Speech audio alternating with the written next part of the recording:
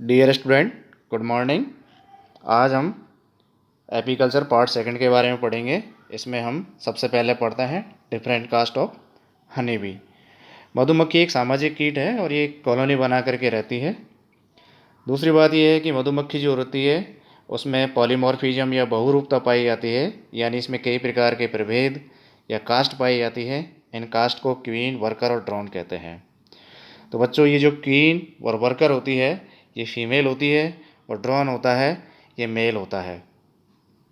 इनमें different different works को करने के लिए अलग अलग मेंबर्स पाए जाते हैं। इस प्रकार इनमें कार्य विभाजन पाया जाता है और इसीलिए इनमें बहुरूपता पाई जाती है और बहुरूपता पाए जाने के कारण ही इनमें कास्ट का डेवलपमेंट होता है। सामान्यतः एक जो कॉलोनी होती है उस कॉलोनी के अंदर लगभग 40,000 से 50,000 हनी बी औसतन पाई जाती है और इनमें से भी 90% जो होती है वो वर्कर होती है और कुछ संख्या में यानी 100 से 200 की संख्या में ड्रोन पाए जाते हैं और पूरे छत्ते के अंदर केवल और केवल एक ही रानी पाई जाती है। इस प्रकार हम कह सकते हैं कि एक जो छत्ता होता है उस छत्ते के अंदर 3 कास्ट पाई जाती हैं, क्वीन, वर्कर और ड्रोन। अब हम आगे पढ़ते हैं life cycle of honey bee. तो रानी जो होती है वो कामद उड़ान जो होती है या नेफिशियल फ्लाइट जो होती है उसके दौरान नर से मिलती है और मैथुन की क्रिया करती है। जैसे इनमें मैथुन की क्रिया होती है तो जो ड्रोन होता है वो लगभग 2 करोड़ स्पर्म क्वीन की जो स्पर्मेथिका होती है उसमें डोनेट कर देता है और डोनेट करने के बाद में निषेचन की क्रिया होती है और निषेचन की क्रिया होने के बाद में 3 दिन बाद अंडे दिए जाते हैं। रानी एक दिन में औसतन 1500 से 2000 अंडे देती है और पूरा इसका जो 5 वर्ष का जीवन काल होता है उस 5 वर्ष के जीवन काल में लगभग 1500 अंडे देती है। ये जो अंडे होते हैं आपको यहाँ पर दिखाई दे रहे हैं, आप इनको देखिए तो इनका जो कलर होता है वो वाइट या हल्का पिंक गुलाबी रंग का होता है और इनकी जो आकृति आपको दिखाई दे रही है ये बेलनाकार या सिलेंड्रिकल या गोलाकार होते हैं। रानी 2 प्रकार के अंडे देती है, एक निषेचित अंडे होते हैं और एक अनिषेचित अंडे होते हैं। तो निषेचित अंडे जो होते हैं ये द्विगुणित या डिप्लॉयड होते हैं और इनसे केवल रानी और श्रमिक यानी वर्कर जो रहती है उन्हीं का विकास होता है। दूसरे जो अंडे होते हैं दूसरे प्रकार के ये अंडे अनिषेचित होते हैं और ये जो अनिषेचित अंडे होते हैं हैप्लॉइड या अगुणित होते हैं। और ये आपको ध्यान रखने की बात है कि ये केवल ड्रोन का ही डेवलपमेंट करते हैं। दूसरी बात मैं आपको बता दूं, ये बहुत इंपॉर्टेंट बात है कि जो हनी बी होती है उसमें प्राकृतिक अनिषेक जनन यानी कि नेचुरल पार्थेनोजेनेसिस पाई जाती है। इसका सबसे बेस्ट एग्जांपल है ये। इसमें भी जो ड्रोन होता है वो इसका सबसे बेस्ट एग्जांपल है, यानी कि विदाउट फर्टिलाइजेशन की मेल डेवलप हो रहा है या ऑर्गेनिज्म डेवलप हो रहा है। तो ये जो प्रोसेस होती है इसको हम पार्थेनोजेनेसिस या अनिषेक जनन कहेंगे।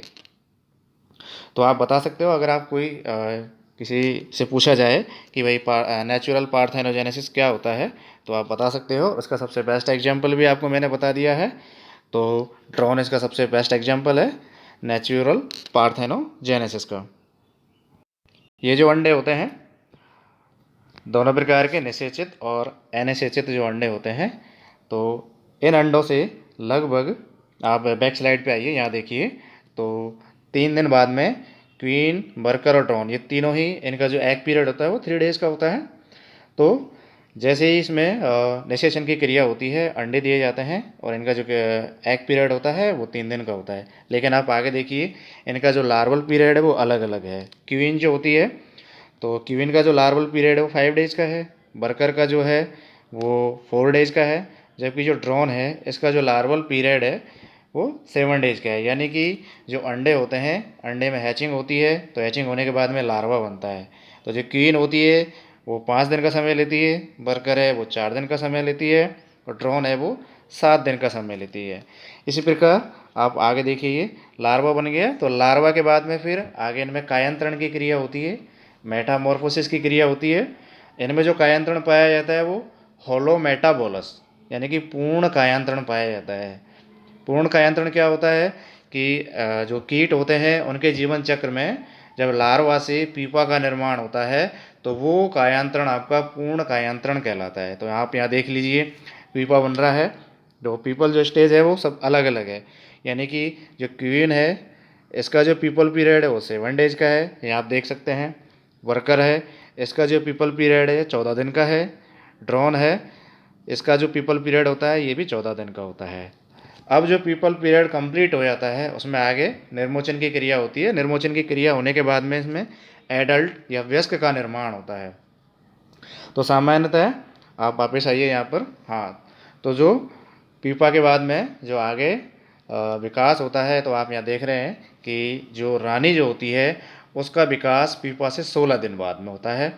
और इसी प्रकार आपका जो वर्कर होती है इसका जो एडल्ट पीरियड है वो 21 दिन का होता है, यानी कि वयस्क का निर्माण 21 दिन के अंदर हो जाता है। इसी प्रकार जो नर होते हैं इनका जो एडल्ट स्टेज है या जो टाइम ड्यूरेशन है वो 24 दिन का होता है, 24 डेज का होता है।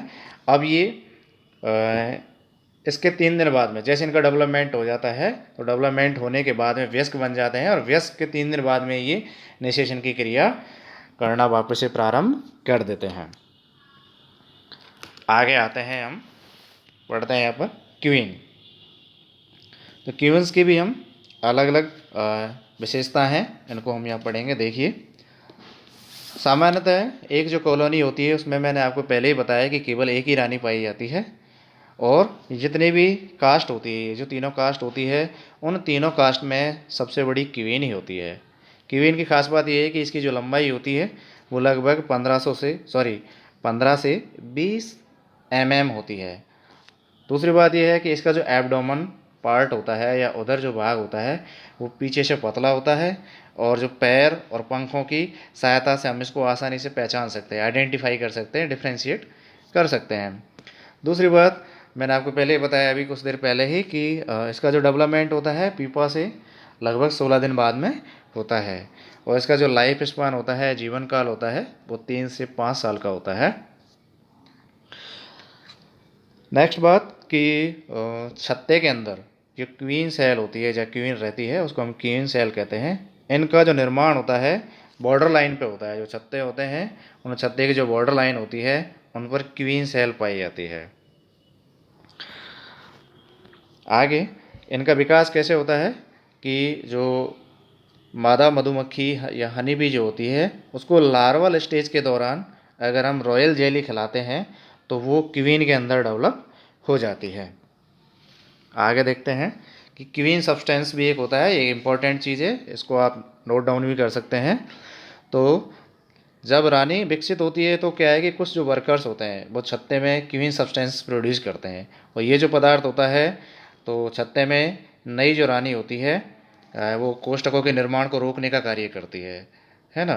तो इस ड्यूरेशन के अंदर कुछ पदार्थ निकाला जाता है और वो छत्ते पर चाटा जाता है, तो ये जो पदार्थ होता है वो नए क्वीन सेल्स को बनाने से रोकता है। तो ये जो पदार्थ होता है वही क्वीन सब्सटेंस कहलाता है, और ये जो प्रोसेस होती है वो पूरी प्रोसेस कहलाती है आपकी एक्टोडर्मल कंट्रोल। ये पूछा जाता है एग्जाम में, आप ध्यान रखिए। Next, composition of royal jelly, ये काफ़ी बार पूछा जाता है, काफ़ी महत्वपूर्ण है एग्जाम की दृष्टि से, तो आप इसको देख सकते हैं। कॉम्पोजिशन ऑफ रॉयल जेली का संगठक क्या है। तो प्रोटीन जो होती है, प्रोटीन की मात्रा रॉयल जेली के अंदर 15 से 18% होती है। कार्बोहाइड्रेट होता है 9 से 18% होता है। लिपिड जो होता है इसकी मात्रा 2 से 6% होती है, जबकि जो एस यानी राख जो होती है इसकी मात्रा 0.7 से 1.2% होती है। इसके अलावा भी पूछा जाता है कि भाई क्या होता है इसमें, और तो रॉयल जेली एक्चुअली में एक डाइजेस्ट हनी है, ये मतलब पाचित शहद है। इसके अंदर पोलन भी मिले हुए होते हैं और डाइजेस्टिव एंजाइम भी मिले होते हैं, सलाइवा ग्लैंड्स के द्वारा सीक्रेट किए जाते हैं, ये भी इसके अंतर्गत मिले हुए होते हैं। तो कहने का मतलब एक प्रकार का जो रॉयल जेली है वो आपका डाइजेस्ट हनी है, और इसमें डाइजेस्टिव एंजाइम्स इंक्लूड होते हैं, मिक्स होते हैं। उसके अलावा प्रोटीन, कार्बोहाइड्रेट, लिपिड और एस ये भी इसमें पाए जाते हैं।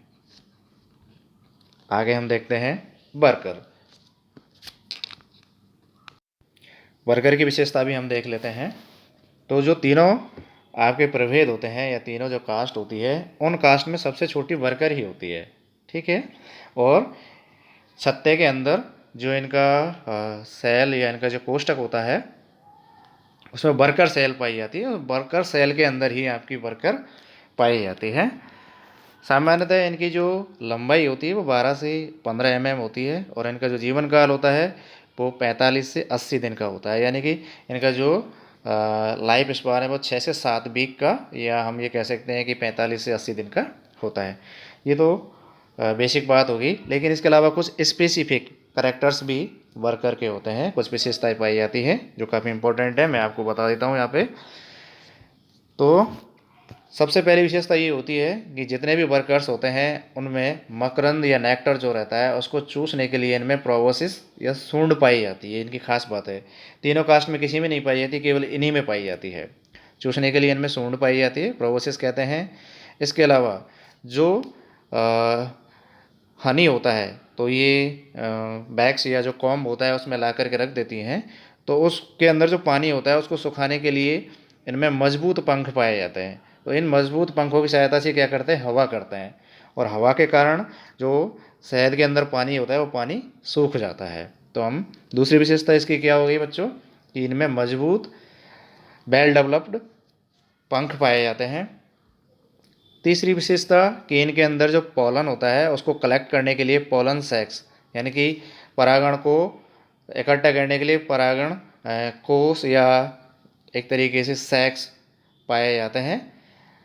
नेक्स्ट बात जो है स्टिंग, यानी कि डंक पाए जाते हैं, वेल डेवलप होते हैं, क्योंकि ये सबसे ज़्यादा डंक यही लगाते हैं, काटते भी यही है, क्योंकि सुरक्षा की दृष्टि से वर्कर क्या करते हैं, डंक लगाते हैं, इनमें वेल डेवलप स्टिंग पाए जाते हैं। नेक्स्ट बात ये भी है कि इनके अंदर बैक्स ग्लैंड पाई जाती है।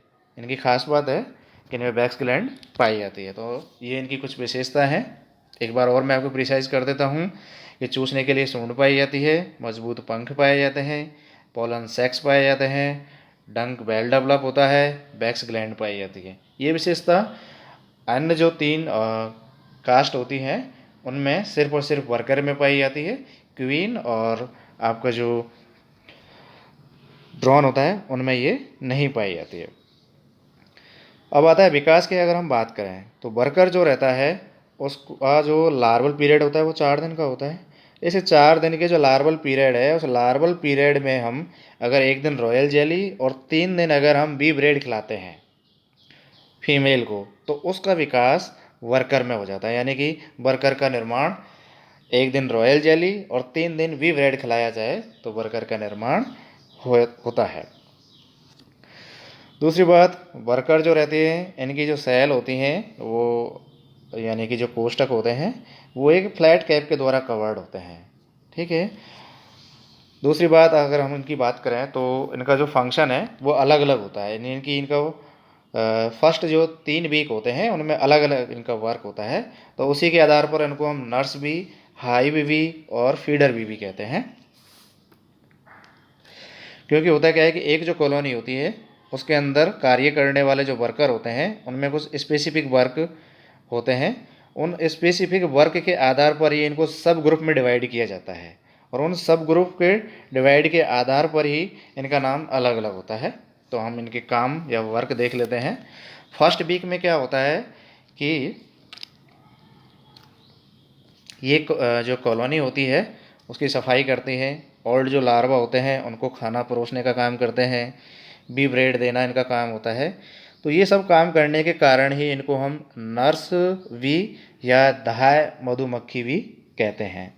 सेकंड जो वीक होता है दूसरे सप्ताह के अंदर ये क्या करती हैं, ये रॉयल जेली का स्त्रावण करती हैं, सीक्रेट करती हैं, और ये रानी को खिलाने का काम करती हैं। इसके अलावा दूसरी बात ये भी है कि ये मोम या जो वैक्स होते हैं उसको सीक्रेट करती हैं, और मधुमक्खी के जो छत्ता होता है, कॉम्ब होता है, उसका निर्माण भी करती हैं, यानी कि कॉम्ब का कंस्ट्रक्शन भी करती हैं। ये सेकंड वीक के अंदर होता है, इसलिए इनको हम फीडर भी कहते हैं। बच्चों अब आता है थर्ड वीक। तो थर्ड वीक के अंदर जो वर्कर होती हैं उनका काम होता है कि जो हनी होती है उसको एकत्रित करना, फोरेजिंग करना, और फोरेजिंग करने के बाद में उसको कॉम्ब के अंदर हनी को स्टोर करना और राइपन करना यानी पकाना, तो ये सब काम करने के कारण ही इसको हम थर्ड वीक के अंदर हम फोरेजिंग भी कहेंगे। आगे देखते हैं हम नेक्स्ट, ड्रोन। अब आता है ड्रोन। तो ड्रोन मैं आपको पहले ही बता चुका हूँ, इनका जो विकास होता है वो अनफर्टिलाइज्ड एग या आपके जो हैप्लॉइड एग होते हैं उनसे होता है। इनकी जो विशेषता है वो मैं बता देता हूँ आपको कि ये नर होते हैं, ड्रोन सेल में रहते हैं। इनकी जो सेल होती है वो कॉन्वेक्स कैप के द्वारा ढकी रहती है। और ख़ास बात ये भी है कि इनके अंदर कोई भी बैक्स ग्लैंड नहीं पाई जाती है और कोई भी डंक नहीं पाया जाता, ये डंक नहीं मारते हैं, इनकी खास बात है। इनका जो लार्वल पीरियड है वो 7 डेज का होता है, मैं आपको पहले ही बता चुका हूँ। उसके अलावा अगर हम इनके डेवलपमेंट की बात करें भाई कि इनका विकास कैसे होता है, भाई इनका जो विकास है वो लगभग 24 दिन के अंदर कंप्लीट होता है। तो वो 24 दिन में कौन से दिन में क्या खाते हैं, किस आधार पर इनका विकास होता है। तो आप यहाँ देखिए कि जब इनको 7 दिन का जो लार्वल पीरियड होता है उस 7 दिन के लार्वल पीरियड में से अगर 3 दिन हम इनको रॉयल जेली और 4 दिन में रॉयल जेली और बी ब्रेड, यानी शुरुआत के 3 दिन में तो आपका हो गया रॉयल जेली और बाकी के जो 4 दिन है उसमें 1 दिन हो गया आपका रॉयल जेली और बी ब्रेड, दोनों को मिक्स करके अगर इनको खिला दिया जाए तो after 7 days of the larval period drone was develop, इनका निर्माण हो जाएगा, ड्रोन बन जाएंगे। ठीक है। और ये भी मैं बता चुका हूँ कि इनकी जो सेल होती हैं वो कॉन्वेक्स कैप के द्वारा कवर्ड होती हैं और सेंट्रल हॉल में ये पाए जाते हैं। अब देखते हैं हम फोरेजिंग। तो फोरेजिंग क्या होता है बच्चों कि हनी जो होती है वो इनका एक प्रकार का भोजन है। तो इस भोजन को प्राप्त करने के लिए फील्ड में जाते हैं और फील्ड में जाने के बाद वहाँ से ये मकरंद को चूसते हैं और मकरंद को चूस करके वापस आते हैं। यानी कि छत्ते से बाहर जाना, फूड सोर्स का पता लगाना और कॉलोनी के मेंबर्स को इन्फॉर्मेशन देना, ये सारी की सारी जो प्रोसेस है वो सारी की सारी प्रोसेस आपकी फोरेजिंग कहलाती है। ठीक है। तो आगे हम देखते हैं। तो फोरेजिंग के कारण इनको हम सर्चर भी या स्काउट बीज भी कहते हैं। क्यों? क्योंकि ये जो मक्खियाँ होती हैं वो फूड को सर्च करती हैं, भोजन को खोजती हैं और खोजने के कारण इनको हम स्काउट भी या सर्चर भी कहते हैं। फोरेजिंग की जो डिस्टेंस होती है यानी भोजन का जो स्रोत होता है उसकी जो दूरी होती है वो 100 मीटर से लेकर के 1.5 किलोमीटर तक की हो सकती है। नेक्स्ट कि इस दौरान इनकी जो फोरेजिंग के दौरान जो इनकी स्पीड होती है वो लगभग 25 से 30 किलोमीटर प्रति घंटा हो सकती है। इनकी खास बात ये भी है कि जितनी भी हनी बी होती हैं अपने जो बॉडी वेट होता है उसका 35% जो पोलन होते हैं उनका वजन अपने शरीर के ऊपर चिपका करके ये एक स्थान से दूसरे स्थान पर जा सकती हैं, उड़ान भर सकती हैं। जो हनी बी होती है इनका जो 5 और यानी 5th एंड 6th जो एब्डोमिनल सेगमेंट होता है इस सेगमेंट पर एक विशेष प्रकार की ग्लैंड पाई जाती है। इस ग्लैंड को हम सेंट ग्लैंड कहते हैं और ये जो सेंट ग्लैंड होती है इसके द्वारा कोई विशेष प्रकार की गंध निकलती है। ये जो गंध होती है कॉलोनी के जो मेंबर्स होते हैं उन मेंबर्स को अट्रैक्ट करने के लिए फोरेजिंग के ड्यूरेशन में अट्रैक्ट करने के लिए गंध स्रावित करते हैं और इस गंध को पहचान करके ही ये अपने भोजन का पता लगा लेते हैं या दूसरे मेंबर्स का पता लगा लेते हैं और वहाँ पर पहुँच करके ये मकरंद या शहद को चूस करके वापस अपने हाइव के अंदर आ जाते हैं। ख़ास बात यह है कि इंडियन बी जो होती है वो आपकी एक बहुत ही बढ़िया पॉलिनेटर है। ठीक है, बहुत ही बढ़िया पॉलिनेटर है क्योंकि ये क्या करती है कि पॉलिनेशन का काम करती है, पर परागण का काम करती है। क्योंकि एक फूल से दूसरे फूल पर बैठती है तो वहाँ पर जो परागण पोलन्स होते हैं उनका ट्रांसमिशन होता है, तो इसलिए ये पॉलिनेटर का भी काम करती हैं।